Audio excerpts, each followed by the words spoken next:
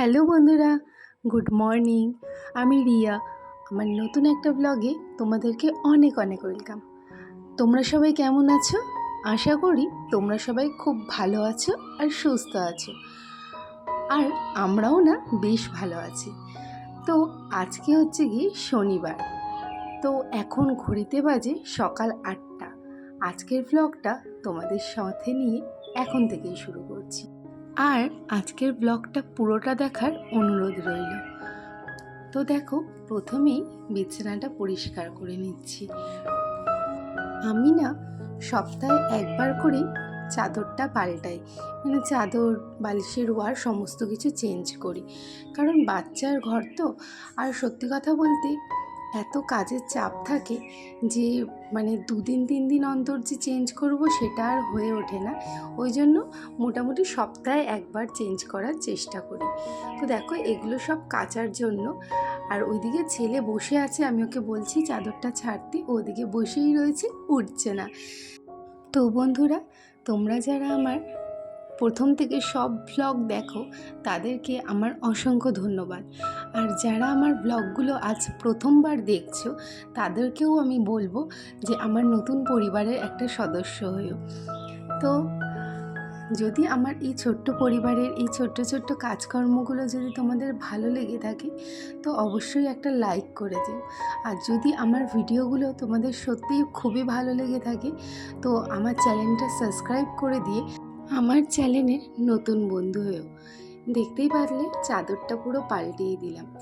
বুঝতেই তো পারছো, একখানা ঘর, তার মধ্যে বাচ্চাকে নিয়ে থাকা। বাচ্চা কাচ্চা থাকলে না ঘর খুব প্রচণ্ড পরিমাণেই নোংরা হয়।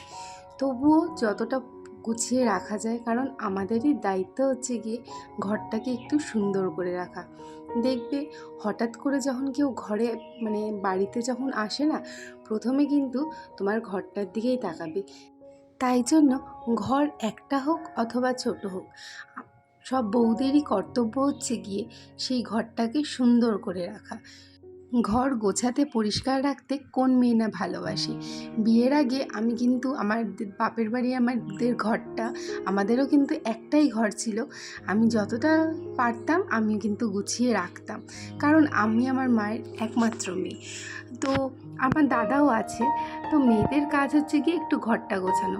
আর এদিকে দেখতে পারলে ফ্রিজের অবস্থাটা কী ছিল। এই মানে ফ্রিজের কভারটা কেচেছি 2 দিন হয়েছে।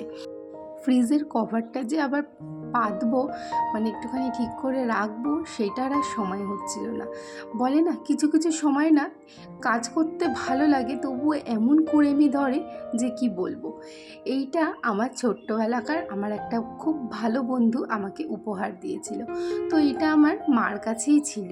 তো মা বলল যে এটা কাজে লাগবে না, তুই নিয়ে যা। আমি বললাম যে ঠিক আছে তাহলে দাও। দেখো, এইটাতে এই ফুলগুলো সাজাতে কি ভালো লাগছে জায়গাটা।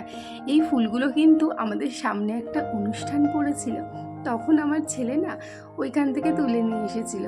তো আমি বলেছিলাম ভালো করেছিস, এই কয়েকটা ফুল আমি রেখে দিয়েছিলাম।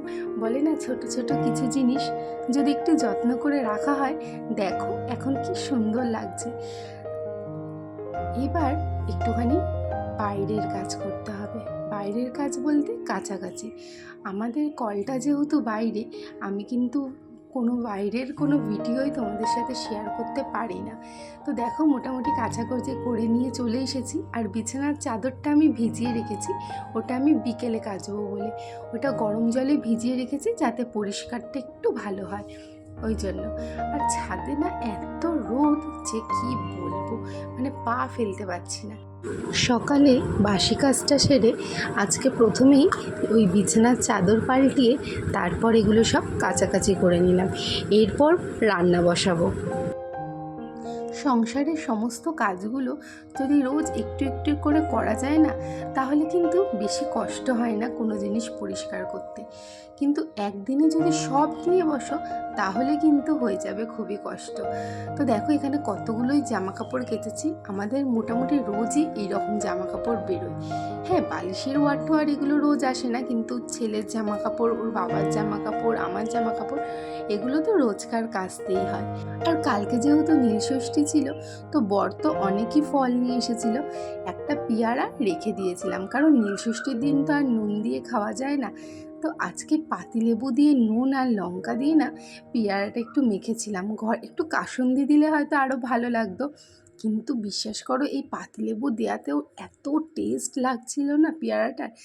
আমি সমস্ত কাজকর্ম করে এবার আমি আর ছেলে বসে পড়েছি পেয়ারা মাখা খেতে, আর বরের সাথে ওদিকে কী যে বক বক করছি কে জানে। তারপর না দুপুরবেলা আজকে একটুখানি ঘুমিয়ে পড়েছিলাম। দেখো চারপাশ কেমন সন্ধে সন্ধে হয়ে গেছে, এখন 6:45 বাজে জানো তো। আমি ফটাফট সমস্ত জামাকাপড়গুলো ছাদ থেকে নিয়ে এসেছি। আর আমি না সময়ের কাজটা সময়ই করে নিতে ভালোবাসি, কারণ এই জামা কাপড়গুলো যেগুলো কেচেছি না, এইগুলো যদি এরকমভাবে রেখে দিই কোথাও ভুর করে, মোটামুটি আমার একদিন মতো এরকম ভুরভাবেই থাকবে। কারণ একটার পর একটা হয়তো অন্য কাজ করতে থাকবো, এই কাজটা আর হবে না। সেই কারণে ভাবলাম একেবারে নিয়ে এসে একেবারে এগুলো ভাঁজ করে জায়গায় রেখে তারপর বসবো। জানো তো আমি এই রকমই, মানে যতক্ষণ না একটা কাজ আমার কমপ্লিট হবে আমার মানে মানে ওইটার প্রতি কুতকুতানি লেগেই থাকবে। সেই জন্য মনে করলাম যে না, একেবারে কাজটা কমপ্লিট করে নিই, তারপরেই সন্ধ্যা দেব।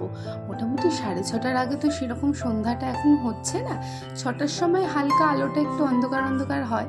আর এদিকে দেখো একটা হাস্যকর ব্যাপার, আমার ছেলে না একটা কোলবালিশেরও ওয়ারের যে দড়িগুলো না রাখে না। ওই জন্য আমি এখন ঠিক করেছি যে গার্ডার দিয়ে আটকে রাখবো। নে এবার তুই খোল দেখি। এই গার্ডার দিয়ে আটকানোর পর থেকে না ও আর খুলতেই পারে না। যাই হোক, আমি সন্ধেবেলা সন্ধ্যা টন্ধা দিয়ে একেবারে রাত্রের ডিনারে চলে এসেছি। আজকে না একটু চিলি চিকেন করেছিলাম, সাথে হচ্ছে গিয়ে পরোটা। তোমাদের কার কার ভালো লাগে গো চিলি চিকেন আর পরোটা খেতে? চিলি চিকেন কিন্তু পরোটা দিয়ে খুবই ভালো লাগে, খুবই টেস্টি। তাহলে বন্ধুরা, আজকের আমার ব্লগটা এই পর্যন্তই। দেখা হচ্ছে একটা নতুন ব্লগে। তোমরা সবাই ভালো থেকো, আর আমার এই ভিডিওগুলো যদি ভালো লেগে থাকে তো প্লিজ বলছি বন্ধুরা, একটা সাবস্ক্রাইব করে আমার চ্যানেলের নতুন বন্ধু হয়েও। তাহলে দেখা হচ্ছে একটা পরবর্তী ভিডিওতে। Tata, bye and good night. আর আমার এই ভিডিওটা পুরোটা দেখার জন্য তোমাদেরকে অসংখ্য ধন্যবাদ। Thank you.